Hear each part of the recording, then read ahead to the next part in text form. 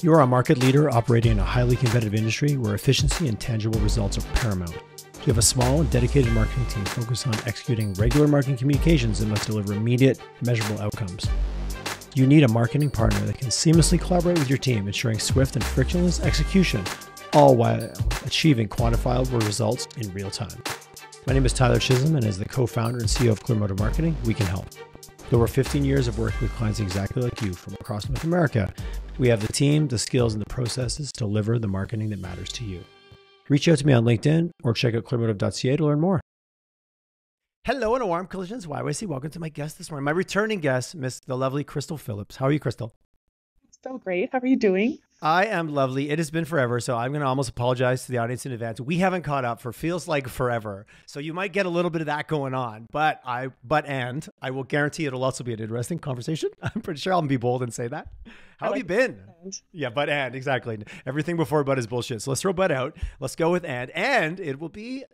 What have you been up to? What are you doing? Venture capitalist, co-founder of Branch Out Neurological Foundation, all around awesome human being, speaker, ecosystem supporter, I can gush all day. Let the audience in a little bit. If they don't know you, who are you? What do you do? What do you love right now? What's blowing your hair back? Okay. Well, obviously my new dog, who's Jake, who we met earlier in the call. Sorry, this isn't a video podcast, everybody. He was very cute with his little eye patch and everything going on. So cute. Yeah. So that's a highlight of my life. But outside of him, I am so excited that we closed our first fund last year. We've got amazing companies in our portfolio. It's given us an opportunity to gather insights, kind of keep our finger on the pulse of Calgary and Alberta and beyond around venture capital. That's given us opportunities and ways to dream about what is next beyond Fund 1 from a venture capital perspective. And then also thinking about what it all means, what kind of impact we can make, and what kind of assets have we created at Thin Air Labs? What kind of platform do we have that we can now utilize and amplify? Oh, I love it. You had some great dream. You had some power, nice big power words in there. So let's start and build. You are a VC fund that was focused on early stage. How many companies, how many portfolio companies do you have in the fund right now? Yeah, so we have 22 companies in Fund 1. And that's as many companies as we'll have because our remaining capital will be reallocated into existing portfolio companies. And that's because we further rounds, follow along rounds. Mm-hmm. Yeah. And some of them are just kicking butt and doing really well. And we want to be able to participate and continue to support them in bigger ways. How, out of the 22 companies, who's been on the longest and what's the shorter? Like, what are the bookends on that one in terms of tenure or participation or how long you've been working with them? Well, some of these companies have actually been rolled into Fund 1, and they were earlier angel investments by James Lockery, right. And some of them are as early as 2018. And then most recently, we invested in Fab, which is an individual age-friendly modular homes, each with integrated digital support systems. So the founder is actually the Dean of Architecture at the University of Calgary, and that is our final and latest investment into our fund. And we're actually going to open up an SPV, a special purpose vehicle for letting in some of our LPs and investors into this specific round. Oh, okay, to kind of set something up, like kind of pull something off to the side a little bit with the SPV structure. So we can have different participation without dilution or kind of changes the fund being set, but yet there's still lots of opportunities and excitement around something like that. And that would be a heavy capital requirement around some, because you're actually physically building something in the real world, in the world of SaaS, in the world of technology, which what I heard you say loud and clear, like there's both. There's a technology portion, but you've also got to build real things. Yeah. As funny as that is to say. What's that? Yeah, we build some real things. So talk to me a little bit about your role. And like so many people I know in venture capital, they didn't always start off on the road to venture capital. Yeah. So, I mean, what was interesting is when James Lockery first talked to me about Thin Air Labs and we ended up partnering, he said a couple things. He said, you were a venture capitalist long before you knew what venture capital meant. And ultimately, he's just like, add some zeros and you're good. Because I came from the charitable sector where I would raise capital and I would find opportunities to invest that capital philanthropically into high quality research projects at the earliest stages. And then once they're supported, be able to amplify their messages, make sure that there's even higher impact than simply publishing a paper, which is impactful in itself, but there could be more towards its path to commercialization or spreading that knowledge so that it has as big of a reach as possible. So that right there has a lot of transferability into venture capital, and really you just add some zeros and learn a lot of financial language. And I think the best professional development I've ever done is watched Silicon Valley. Talk to me a little bit about because oftentimes publishing the paper is the pinnacle, or in that sector often looked at as like, oh, we published, we're now published, we're now recognized, we're respected because we've put this forward. But that journey, and I've had a few different people on over the years, to go from the paper to actually commercialization, that's often unmapped territory or foreign ground for that sector. Has that changed over the years? Because I've also had people come on and say, yeah, we're getting a lot better at getting things out of the lab and getting them into the quote unquote real world. Yeah. So historically speaking, on average, they would say it takes 20 plus years and $2.4 billion to get a new idea from the earliest stages in research all the way through the labs into the hands of entrepreneurs, updating policy, whatever it takes to make it all the way to impact at the community level at scale. And so that's a lot of money, that's a lot of time, and that's a statistic based on before like Gmail existed. So obviously there are ways that we can expedite this process and create more efficiencies and effectiveness around moving things from what I call eye to eye, idea to impact. We have seen a huge transition, and I think that's partially due to new technologies being able to increase communication. The venture capital industry emerged only in, say, the 80s, and so we're now seeing all of this innovation and all of this adoption really quickly. And when it comes to the healthcare sector, which is where I really focus and have expertise in, you layer on COVID, and that was a forcing function for people to adopt and change and almost embrace new technologies and processes to make sure that we can navigate the healthcare system through that pandemic, but then also be able to be prepared so for anything like that coming up in the future. And some things changed and will never go back, and in a good way in some ways, in a bad way in others. It's unfortunate. I'm with you. I choose to see as many I look for silver linings, and if I don't find one, I'll maybe draw my own in. But it's sad that we had to get as low and beat up as we did through COVID to create change. But we did, and it did, so that's okay. I'll take the positive. Yeah, unfortunately, as humans, we sometimes have to get to the down and out level, whatever that means, or bottom of the barrel, or all those catchy buzz phrases. It had to be bad enough to go, okay, let's maybe set some of our divisiveness, which we were joking about earlier, aside to go, this isn't working for anybody, whatever side of whatever aisle you happen to be on. And COVID certainly did that better than anything else in recent memory, especially for the healthcare space, to your point.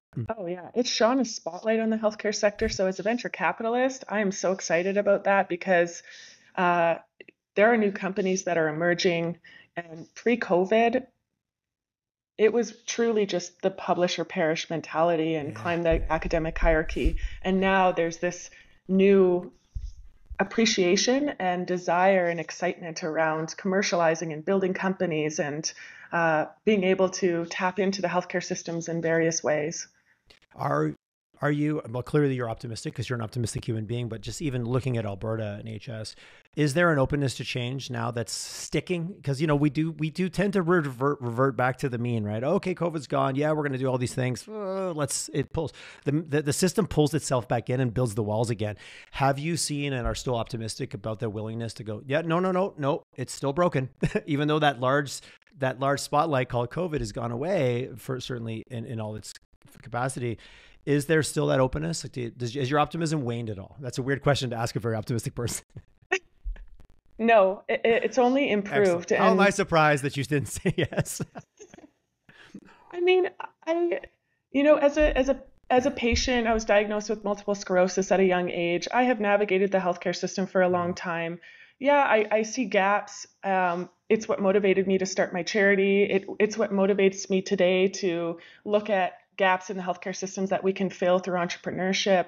However, I am also really appreciative and have a lot of respect for all of the care partners and practitioners that I've worked with, the system, the fact that I can get an MRI every year and I don't have to pay for it. Like Yeah, fair. that is wild and it's amazing and it's such a privilege. So it's more a matter of let's build on our strengths and continue to improve the system, and rather than just keep pointing out problems within the system, because that just gets us nowhere.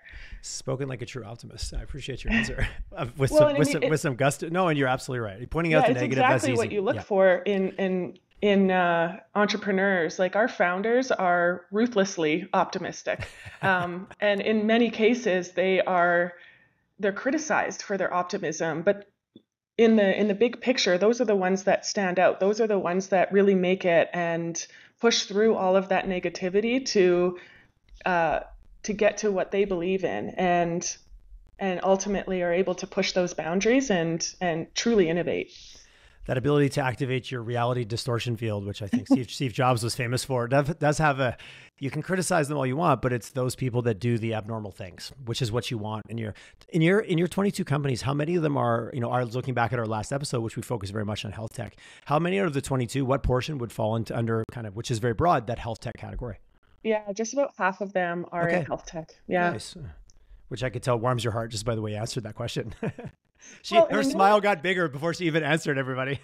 Well, and there's another heartwarming fact in that of the health companies, 69% of them have a female founder on the team, on the founding amazing. team, which is really cool. And it's not something that we look for necessarily. We're not biased to any gender or anything. We're biased to really good entrepreneurs and really good companies. And it just so happens that when you remove all the other biases out, you get diversity naturally. I appreciate that, kind of forward facing, but also KPIs go, oh, well, we picked the best people. And this just happened to be the way the kind of stats fell out. In your work on a broader scale, we're talking about Alberta, and nobody lives in an island. We don't live in a bubble. We're all connected. I have heard a lot from a lot of people, and I think the stats kind of hold up. Like the female founders in Alberta are double anywhere else in Canada. Does that hold true for you just in your being out there in the world? And I guess how many conversations do you have outside of the province versus here? And kind of what are some of even those differences you see talking to founders? So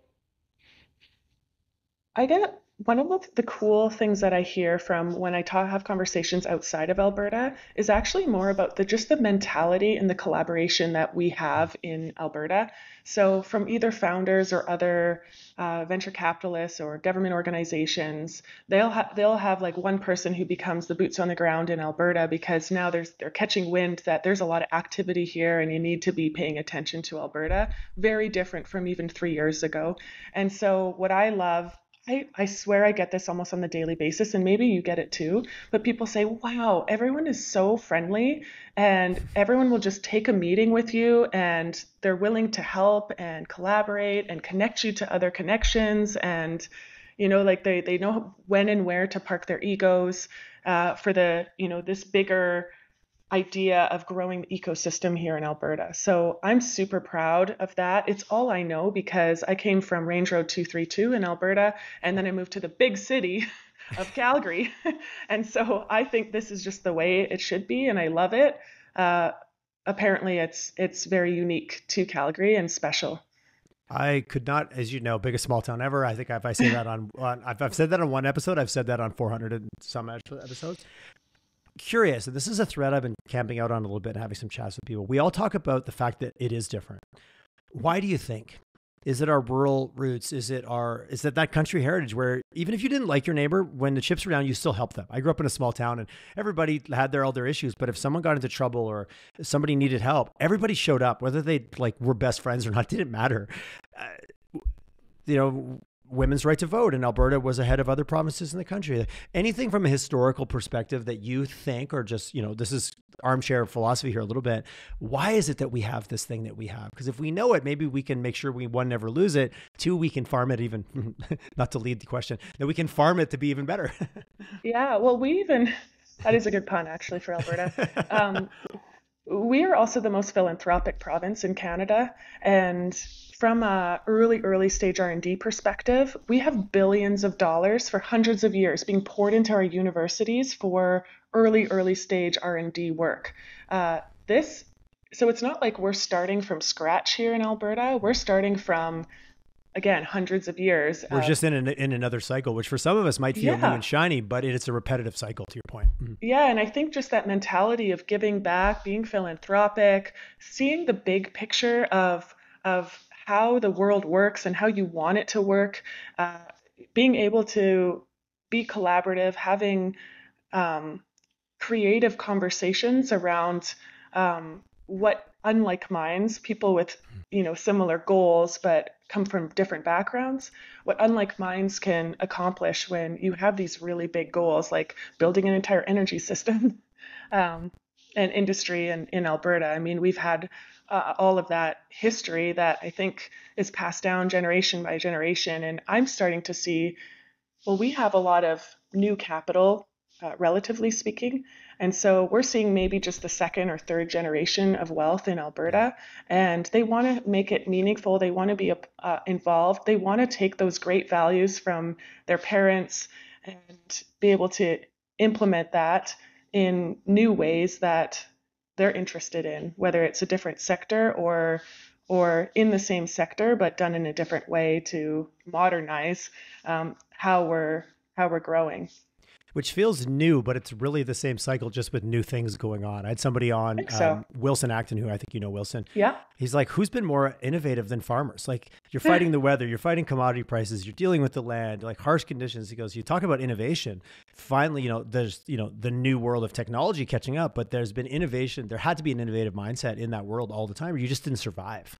So he goes to talk about, the innovations in ag tech. He's like, okay, they look different, but the mentality has always been there, or it wouldn't have ever survived because it's so hard.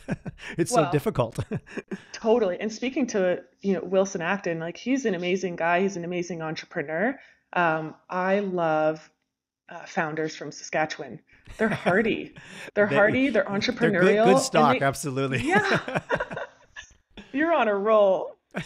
I had somebody once. I've had a couple people, like oil and gas guys and service company guys, are like, oh, if I see Saskatchewan farm kid, I just hire them and find something for them to do, because I know that they can fix stuff. Their work ethic is over the top. They're Yeah. not going to cause any issues. They're going to be a team. Like, it's funny. They're like, there's a pre-qualifying of like, oh yeah, you're in that bucket. We already kind of know who you are, and we want more of that in our organizations. I heard Yeah. that years ago, and it just keeps coming back around. What they're doing with Tallgrass is great, and they've had also very solid success at a time when out there in the world, capital looked like it was a little tighter, but the good operators seem to keep finding capital. Yeah, exactly. And And and the great I'm okay with companies when too. good rises, the cream rises to the top. Yeah. Now I'm quoting Macho Man Randy Savage. If anybody wants to watch an hilarious YouTube clip, just Google "cream rises to the top" Macho Man. Anyone who grew up in the '80s watching wrestling will know exactly what I'm referring to right now. It's ridiculous, a ridiculous skit. Talk to me about the world of VC. Sometimes it's this force multiplier, but there is some negative around it. Vulture capital. But I'm seeing firms do it differently. I'm seeing Thin Air, I'm seeing Tallgrass, and I could pick out a bunch of others in town. There is sometimes a reputation that VC needs to change, and we're going to get 22, and we don't care if 20 die. We only want 20 to be. We only need 2 to be unicorns to make our money. But I'm seeing a movement. I think Thin Air, I think Tallgrass, just picking on Wilson and his team. They're like, no. Sure, we want our unicorns, but we don't want anybody to fail. We think everyone can still do okay, and we Yep. can still grow things from a we all win together. Thoughts on that? Just being a VC that you are. Yeah, I think I mean, maybe if you're a super angel who's going to just do that spray and pray model, that might make sense. As a venture capitalist, we are very excited about all of our portfolio companies. We spend a lot of time with our founders. We're on a texting basis with all of them. We're invested, and we think they all have the potential. Otherwise, we wouldn't have invested in them. And we also put a lot more than capital in. Like, we have a whole services arm to Mhm. Thin Air Labs. And speaking of updates, like, it's incredible to see the evolution of all of those services. Like, and really they just grew out of the needs from founders that we saw. Uh, the best example is our funding catalyst team. I mean, early when we first started, someone needed help writing a grant, and boom, one of our teammates, Andrew Brown, was like, I can help with that. Puts up his hand, writes the grant, and accesses a new startup over $1 million of non-dilutive capital. And we're like, hey, this could be a real service and some value add to our companies. And, fast forward a couple of years, and we've got a team of PhDs and experts in different sectors, and they have more work than they know what to do with at this point. And they have raised over $43 million in non-dilutive funding for companies that are either inside or outside of our portfolio. That is incredible. I know you and I have been on stage a few times. I wanted to get the audience to applaud when you said 43 million. I'm like, okay, everyone, let's get a round of applause for that one. Sorry, you can tell we spent time on the stage together. Yeah, no kidding. Come on, get the audience, give that woman a round of applause for that statement. That is amazing. And I love like the entrepreneurs inside the entrepreneurial venture of like, hey, somebody had a need. Let's go figure it out. Hey, wait a second, this might be a thing. Maybe we should do that. Let's lean in. I love that. Like you are also your own startup. And I think sometimes it's easy to forget that from the outside, right? Mm-hmm. Yeah. I mean, Thin Air Labs is built with early stage operators and founders like myself and James Lockery. So who just can't help themselves. I know like we have that founder empathy, but then we also have that drive to just build. And even with that funding catalyst, it's like, yeah, we wanted to help those companies. And then there's all these other positive consequences of new jobs created, revenue growth, expansion into new markets, attracting new talent and capital. Like it's just been a cool roller coaster to ride. And now we're looking at building our product traction team, which is essentially an extension to a product team of a small startup. And we have senior level managers, product managers, and engineers that now early stage small companies can have access to. I love the fractional. I've been having some conversations with a few people around town about just fractional access, whether it's CFO, CTO, pick the TLA, pick the 3-letter acronym and go with it. And seeing the rise, because just because you're a small company doesn't mean you don't need that horsepower, but maybe you don't need it, or nor can you afford it full time, but you still need access to those insights to keep you on the right path. I'm seeing a real rise in that fractional approach, in which, funding catalyst, the product traction. Are you seeing that also around town? And what are your thoughts? I can't help but think it would be positive, but what are your thoughts on some of that fractional talent access that's starting to seemingly grow pretty quickly here in Western Canada? Yeah, it's happening organically, and we've seen that from both fractional work, but just the network in general. And Thin Air Labs has been getting a ton of inbound from people wanting to know about the ecosystem, how they can support, be involved, work in it. And so that's cool. we're I just want to be involved. I just want to be involved. That's an amazing attitude to have out there. It's crazy. Yeah, it's amazing. And so now we're like, is there a way for us to sort of formalize these partnerships by creating a partner program and more seamlessly make those connections so that founders and ecosystem partners and people can get connected and navigate the systems with a little help from someone who might have that treetop view and the network already built. Are you also seeing just individual investors getting a lot more curious about, because you mentioned VC, the 80s, but it has been a very, I don't want to use the word elite, but it's been a very small pool of people that understood it, that had access to it. But now you're looking for people to, I think James and I talked about this, it's all about portfolio theory. Like, how are you balancing out your portfolio? What percentage are you going to put here versus here? Also, I just see so many people, they're like, I'm kind of scared. I don't understand it. I want to get involved. I've got capital. I just don't know what to do. Yeah. Well, and I mean, in 2023 was not, that was a challenging time in the venture market. Yeah. So as I've heard from many people. Yeah. And I mean, that trickles down. So it was hard for venture funds to raise capital. And of course, makes it harder for companies to raise capital. Thankfully, I think that last year was maybe one of the worst years for that, and we're already starting to see signal. What doesn't kill you makes you stronger. It's going to change, and so if we look at the macro environment, not much has sort of hindered our companies. And like you said before, great companies can always find capital, and so we just focus on what we can control, what we can support, and focus on then, and we just stay in our lane that way. But also, going back to that funding catalyst program, when companies could get that non-dilutive funding, it can really help extend their runway. Yeah, it keeps Keeps that cap table nice, a little bit more clean and a little less messy, which I've heard can be one of the biggest challenges in the early stage. You're not setting yourself up for further stages of success because you had to take money or you took it at the wrong evaluation, or, you know, all the things that can, quote unquote, not set you up for 3 years from now, or even 2 years from now, or 1 year from now. But you don't know. Exactly. You don't know as a founder, because very rarely did you get into it as a first-time founder with a funding expertise background. That's usually the most I've met. There's a technical expertise, there's a problem awareness, or there's a problem passion. That wasn't usually the how to raise money properly and set up my company properly was their skill set, with all due respect. Yeah, absolutely. And so it's all about playing your strengths and being able to, again, know when and where to park your ego and ask for help and hire that talent that you need to fill the gaps in your company.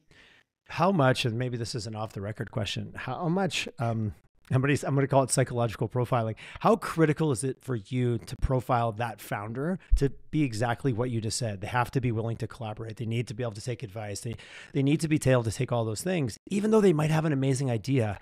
Many amazing ideas die because the team can't execute, or the founder can't get out of his or her own way, whatever that means. Thoughts on that, just, you know, as you're meeting people? I'm assuming that that's a bit of an imaginary checklist or very conscious checklist that's running all the time in the background. Yeah, and this is when I'm excited about having a transferable skill from being an elite athlete, a former speed skater, is the grit and the resilience that it takes. But then also knowing when to play your ego and have that high confidence and ruthless optimistic attitude. Those qualities in a founder, we put a lot of weight behind that, because if they come to us with a weird business plan at the beginning, it's like, that's not going to have the heaviest weighting, because that business plan will probably change 100 times before they get to Series A. Yeah. So there's a lot of weight behind the quality of the founder and the founding team. And it's not like we have like a check box of like, you have to have, you know, these 4 or 10 qualities, because every person comes in different shapes and sizes. And so it's more a matter of what strengths do they have? Do they know they have? How do they play those strengths? And what do they do about the areas where they need some support and help? I really want to picture a white room with 4 people in lab coats and a desk that's awkwardly positioned and some type of testing environment to vet these individuals. But that feels like a movie. That feels like sci-fi, not the real life. I had a friend that went through a 2-week interview process for a very large CEO job for a very old, very well-established company. And he said he went into it not even knowing if he wanted the job, but it was like the questions, the depth. By the end, he wanted it so badly because of the process he went through. But it was like, oh, I see you answered this way. Why do you think you answered like that? What do you think your parents would think about how you answered that? He said it was so bizarre. He said he felt like he was in a movie. And it took 2 weeks of like 8 hours a day, 5 days a week to go through this process. Interview. No doubt. But I was like, okay, if that's the pinnacle of intensity, then everything else falls underneath that. Yeah, no kidding. I don't think we're at that level. I've never heard of that level except for this one instance, and I won't get into the names and the company. But the individual himself was like, I'm not sure if I wanted this job or not. But he's like, once I saw how serious they took it, it got me really bought into where I could go with this role, because they wouldn't have invested that level of intensity if they weren't serious about doing real things. So it was just funny to watch him go through the process and hear some of the questions. Why do you think you thought that about thinking that, and who thought that? I'm like, what? Huh? It kind of works. You kind of like an interrogation minus the waterboarding. Poor brain. Yeah. I think that was the point, right? How can we break it to find out what's really going on in there? Yeah. Alberta, we talked about the evolution. How has it changed even in the last few years? Like, let's go back 2018, 2019, pre-COVID till now, when it talks about specifically the VC, the startup ecosystem. Are you just seeing more people in it? Are we reaching another level of maturity? Are all these concentric circles starting to overlap a little bit more? What are you seeing in terms of trend, good, bad, or indifferent? But more importantly, what's your viewpoint? So if we're talking 3 years ago or pre-COVID, sure. There was a change in Alberta in general. We wanted to look at other industries that we could really stand up in the province, utilize all of those strengths and skills that we've had from previous successful industries, and see, maybe there are new industries we can have as well. And so the first thing that we did was we went into our universities and said, what kind of IP are we developing? Turns out we are rich with IP. And you have the Hunter Family Foundation, who is putting millions and millions of dollars into developing entrepreneurial thinking at that university level. And I think that all combined with the fact that there's been a growth and an interest and new capital coming into the venture capital scene in Canada. Again, we talked about the healthcare system. There's financial tech systems, even aerospace. Like these are all industries that are starting to see a lot of momentum and activity in Alberta, and that excites people. I mean, for some of the high net worths, this is a small portion of their investments, and it's fun. It's interesting. It helps and it's shape very community based. It's not a set it and forget it investment strategy. You can get really involved, to your point earlier. You really can. And you can help shape the future. And I know that sounds really great. Like, it sounds, I don't know, too cocky or something, but you think of like how, one company or one technology, how that can spread and how that can be integrated into people's daily lives. As a venture capitalist, we take it really seriously about not only the ROI, but what we call IOI, which is the impact on investment. How will the world change if this company reaches all of its hopes and dreams at the biggest scale on a global scale?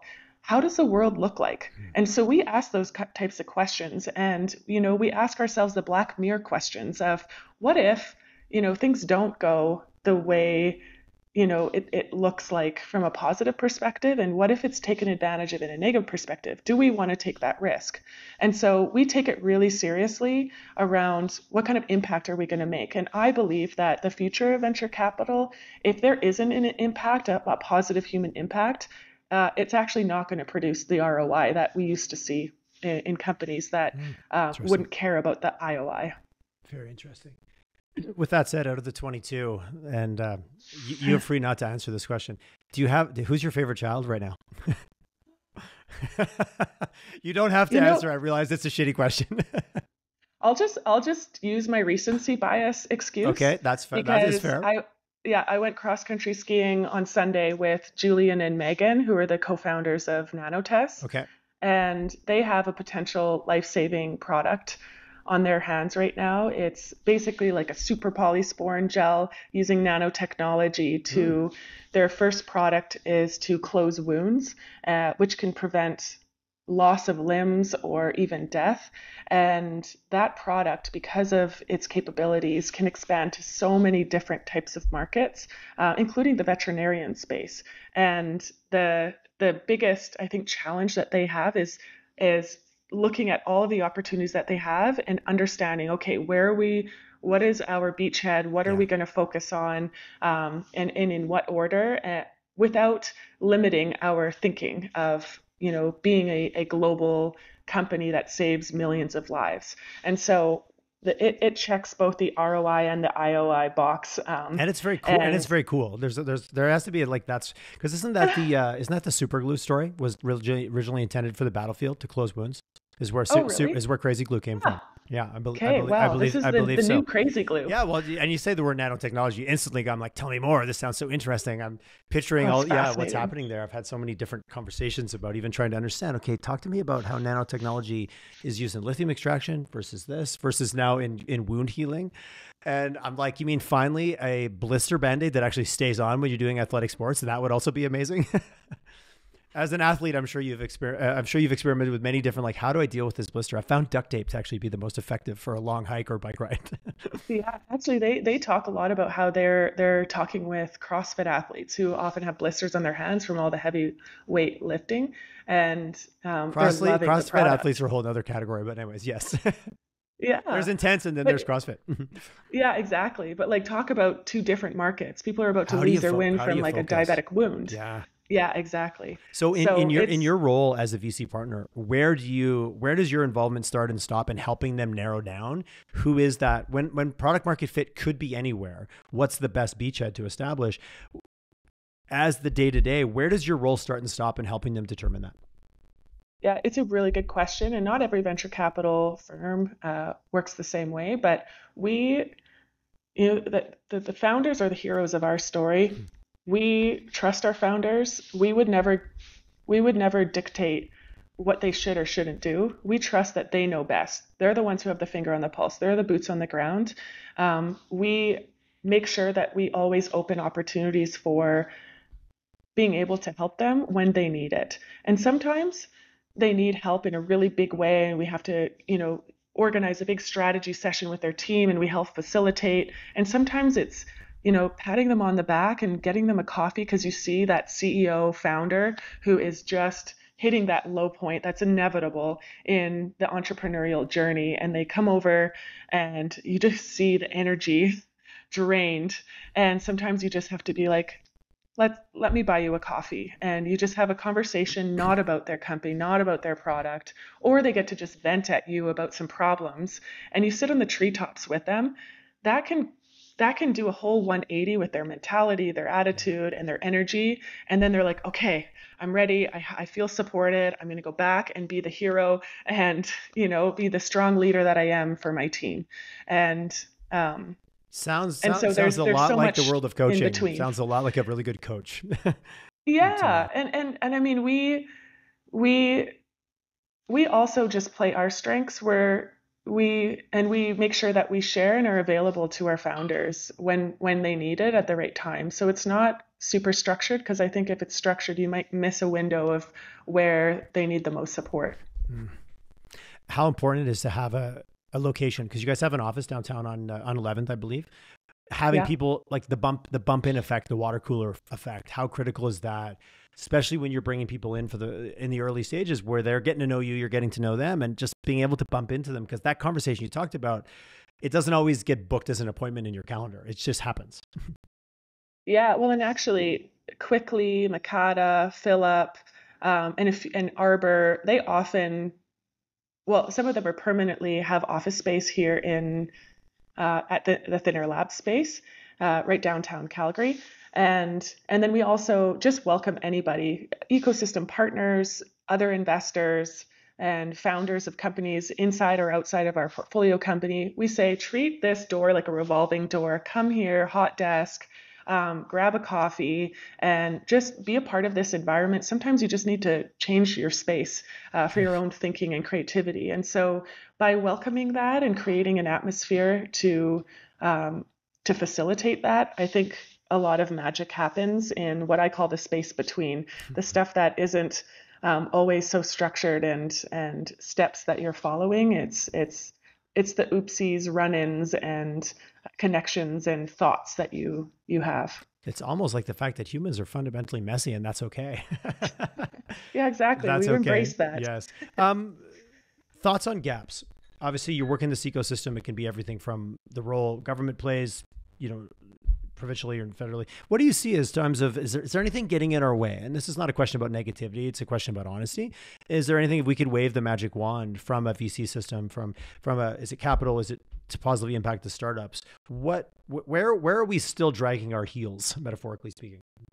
Yeah, I'm a big believer in certain ways, more is more. And when it comes to capital, we need more capital for early stage venture, but also our ecosystem is now starting to mature and our companies are now starting to grow. If we want to keep these companies and all that capital and revenue and talent and job creation in Alberta, we're going to need capital at later stages. And so we have done a really good job of building the angel network of investors, now the early stage venture capital. I think it's now time to start looking at later stage venture capital companies. Interesting. And do you see that money coming from here or do you see it coming from out of province, or is then maybe the risk is then that pulls some of these companies away? Yeah, it's a good question. I think there's opportunity and to attract capital to this province. And I also think there's opportunity to unlock capital that has not otherwise invested in the early stage or in venture previously, okay, and they might just have hesitancy. So I think there's an education and inspiration factor and some leadership that's needed for inspiring Calgarians and high net worths to invest in this class, and then also be able to attract the talent. And I think that's actually happening organically because people are now, I swear it's almost on the weekly that I get an email or a phone call from either a venture firm from out east or somewhere outside of Alberta, and they are either asking to share deal flow, due diligence notes, they're trying to poach me or team members, or they're trying to I've had a few find friends that work someone in the in. space getting poached from Toronto companies very specifically. Yeah, Yeah, yeah, I've seen that too. honestly, it is starting to happen. And they're also, if I can't work for them, they ask, is there someone else who can be The boots on the classic ground in referral question. Alberta for If them? not you, then do you know someone I can talk to? Yeah. Yeah, exactly. And But the I'm point being is actually, there's obviously a need and a motivation for them to find people. Mhm. oh yeah, like I remember when we were fundraising for Fund One a few years ago, we would go out east and talk about all of this like emerging activity that's happening. And we're talking about facts and stats, and they're still like, what? I'm sorry, but can you remind me, is that in Canada? What's a Calgary? What's an Alberta is a joke I heard years ago from some travel Alberta people that were down in California promoting, and literally the first question was, "What's in Alberta?" Yeah, let alone what's totally. a Calgary? We're way down the funnel of awareness when you even get to that. But they often have heard Yeah, about Calgary it's Stampede, but that's changing. another story. Yeah. Yeah, exactly. Oh, where are you from? Oh, the Calgary Stampede and Banff. You get that, or Lake Louise. You get that back to you on the other side. Um, you talked about more is more, which I love it. But then you talked more specifically about later stage, like companies that are a little bit more mature, needing some of that funding. Are we getting adequate funding? And again, there's never enough, but you specifically felt like you said, well, we need something a little bit more later stage for these companies as they mature. Where a couple of years ago, so many people were like, man, we need more money for our startups. We need more money for our early stage. Have we gotten better at that? And so now the gap is here, or is it just more, is more still true right across the board? You know what? It's actually a push from our ventures. So the gap is still here because as much as we have developed, inspired, and created more opportunities to fundraise here in Alberta, as that momentum has increased, so has the momentum in the deal flow activity. So Yeah. more and more people are raising capital, building companies, and so the demand is increasing. And I would say that there's still an imbalance in available capital for uh, in venture and investment to the amount of high quality startups and ventures that there are It to also invest feels to in. me there's rarely a moment where there's perfect equilibrium. There's always going to Yeah, be a little bit like it's like the housing market. We get too much demand, we have too much supply. There's a moment where they cross, but those are usually like brief moments in time where there's yeah, a balance created. But yeah. Well, one demand pushes supply, so I'm happy. I'm happy to hear that, even though it might be yeah. stressful for companies to raise funds. Well, and you look at like with venture capital and with Fund One and potentially a new fund in the near future, Mm. this gives people an opportunity to de-risk their investment, but still get involved in those early stage companies and the venture world because you have professional fund managers like James Lockery, Rick Bird, and myself who are boots on the ground, who have deep understanding and expertise in certain areas where we're investing, and we have access to deal flow, and we have really proper due diligence process in place, including the scientific validation layer that is often intimidating for, say, just an individual Mhm. who wants to And invest in maybe this rightfully so. area. It should be intimidating because there's a level of, I'm a huge proponent if you're going to play in the early stage market, maybe it's from my own hard lessons learned, partner with a firm that does this professionally for a living because it is more Yeah. complicated than I think most of us even could, you don't even grasp how many layers that could be added to actually increase the odds of success ultimately at the end of the day. Yeah, well, and this is also why we're creating these SPV structures for Mm. individual companies because yeah, you can come into our fund and we'll invest in several companies and we'll manage and we're professionals and we're good at it.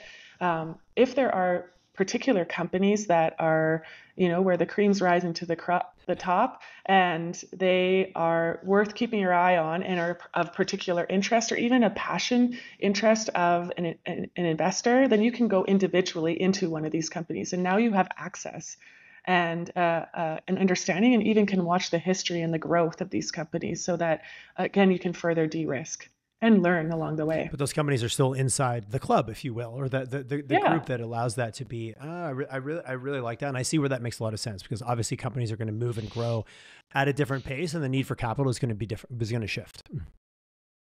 Yeah, But exactly. yet they might still have only been in the fund for a short period of time. So it just how do you then execute on those opportunities that doesn't hold those companies back? And for investors that are excited about that certain offer, that certain product, that certain opportunity, they can get more involved. Makes perfect sense. Clear. Yeah, I love it. Okay, I have so many more questions, especially that you planted the little seed on fun too, but we're going to save that for a future episode. You kind of had a glint in your eye when you brought it up, so I'm going to leave that one. I'm going to leave that one sit because it gives me an excuse to have you on again. It's so exciting. What else have you got going on? Because you are a person who always has so much going on. I love it. From your foundation to just the work you do around town, like what else is exciting you right now? If you can possibly be more excited than you already have been.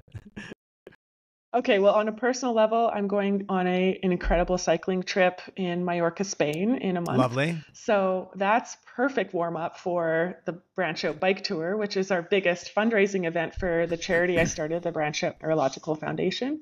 And that's happening on June 7th to 9th in beautiful Panorama, BC, with you as the MC. So how could it not be the best weekend ever? I am very excited. This is your is this the 13th annual? Is that correct? 13th annual, yeah. Lucky number 13. And I feel very honored and I'm excited because I know of it. I knew you did it. But again, going to event is one thing. Participating in an event is a whole other thing. So I am very, very selfishly excited. And I've met the community that you've created and the work that you've done around everything that you're passionate about. I can only guess the amount of equally enthusiastic people I'm going to meet at this event. Oh yeah. And you know what's so cool is, as someone who's very integrated and networked in the ecosystem here in Calgary, the venture startup innovation ecosystem, you will know half the people at the Branch Out Bike Tour this year. It's an incredible networking opportunity because what I'm loving and I'm so proud of is, like I said, there's a lot of transferability in my own skill set to going from building the Branch Out Foundation to a venture capital. There's also a lot of overlap in the collaborations and networks, and something I'm really proud of, and it's also something that is going to be increased going forward, is looking at, okay, it's one thing to pass the baton when you have a research and development, it's all funded through philanthropic or government money, and now it's time to commercialize. I actually think there's a lot more overlap, and it's not just the pass the baton. There's a lot of conversation and bi-directional work that can be done. And so to put that into an example, Thinner Labs, one of James Lockery's actually earlier investments is on Nimble Science, a Calgary-based startup that looks at the microbiome in the small intestine using this capsule. And the Branch Out Foundation was interested in increasing our funding into the microbiome research, especially as it relates to the gut-brain connection. Mm-hmm. And so then I was looking at, okay, Nimble Science needs to gain access to more non-dilutive funding so they can advance their research and development of their product. I went to the Hunter Family Foundation and I said, hey, I know you guys are really interested in mental health, supporting mental health philanthropic work, and you're also really interested in the microbiome. So what if we invented a special purpose grant through the Branch Out Foundation where you would donate $150,000 to the Branch Out Foundation. We would then create this special purpose grant, do a call to researchers from across Canada. We're in 12 universities across Canada now, and pass all of the applications through our scientific review panel to ensure scientific validity. And the top research project will get the money to study the gut-brain connection as it relates to mental health using the Nimble capsule. We were able to have this conversation. It was a win-win-win-win-win scenario. And within a few months, we went from idea to impact and execution. And so that was looking at, okay, Nimble wins because they get non-dilutive funding to advance their research. Branch Out wins because we get to advance our mission. Hunter Family Foundation gets to advance their mission. Thinner Labs wins because one of our portfolio companies gets to accelerate their growth. And then, of course, the recipient, Dr. Val Taylor at University of Calgary, she wins because she now gets more funding to do her research. And so thinking is that 5 or 6 wins? I lost track of how many wins you there's actually so had. Many yeah, wins. There is. Yeah. And so we think collaboratively now, and there's just this natural overlap between the Branch Out Foundation and Thinner Labs. And so after this story and this process was so successful, Kyle Kanofsky came up to me and he's like, how can I support it philanthropically into something similar? And so we just announced a grant where the Kanofsky Foundation donated $30,000, maybe even more, around there, $30,000 to $50,000 to the Branch Out Foundation so that we could partner with Minorbitive, a startup here in Alberta. And it was to help close the gender equity gap in research for all of the Branch Out funded graduate grants.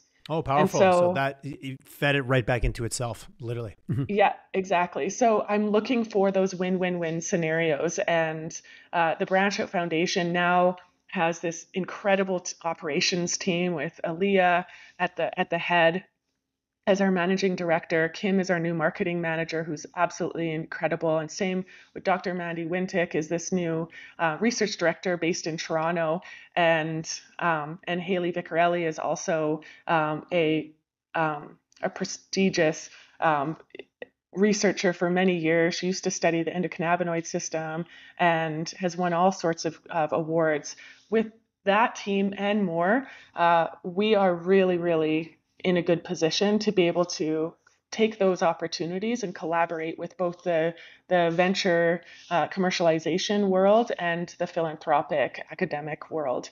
So there's what I do love is also how you've there. brought it, like how it's come so close together, which from a busy person perspective, you can now have more optics on aligned initiatives rather than like, I've got to go over here to do this thing. And like, I've brought them together selfishly in a way that actually benefits everyone. But for you, the ability to increase your impact, to me, I can hear it in your voice.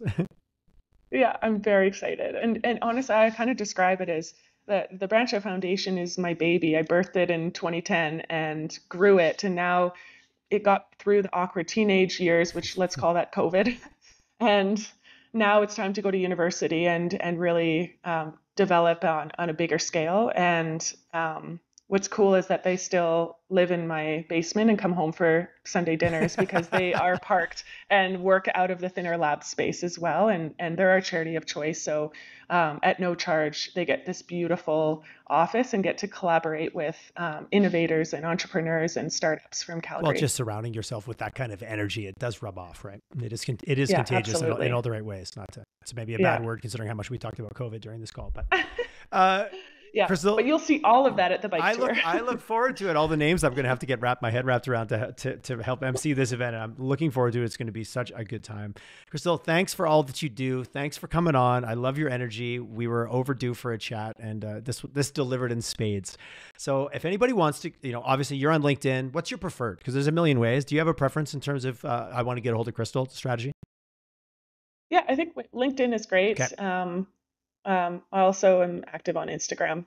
Perfect. I'm not at TikTok yet. Yeah, no, I've purposely stayed away. I don't need something else to compete with my cat comedy adventure. Anyways, we talked about that earlier. Exactly. Yeah, it's the neurological stimulus of those social media platforms. They work on me. I'm susceptible to it. It will suck me right in. I don't have a superpower that makes me impervious to it. Not at all. No one does. Fair enough too. Yeah, that's the key to admitting. Crystal, thanks so much for coming on. It was amazing, and I look forward to working with you this summer to support this amazing event and crossing paths with you in town.